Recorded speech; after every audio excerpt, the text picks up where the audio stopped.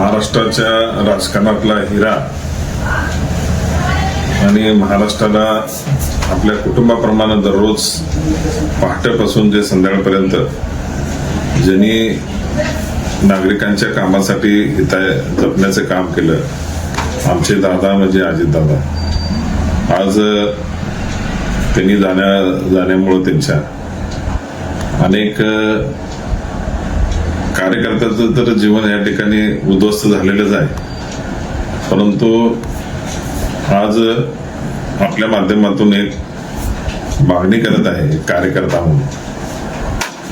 राज्याचे उपमुख्यमंत्री माननीय अजितदादा पवार साहेब यांच्या जाग्यावर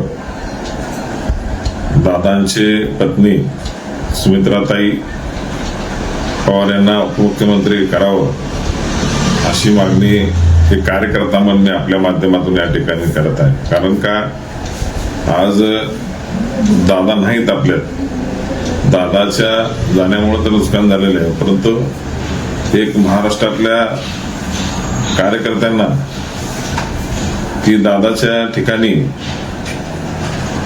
सुमित्राताई यांना असं कार्यकर्त्यांची व सर्वसामान्य माणसांची या ठिकाणी महाराष्ट्रातल्या जनतेची इच्छा असून तशा पद्धतीनं एक कार्यकर्ता म्हणून सोलापूर शहरातला मी ही मागणी आपल्या माध्यमातून करीत आहे.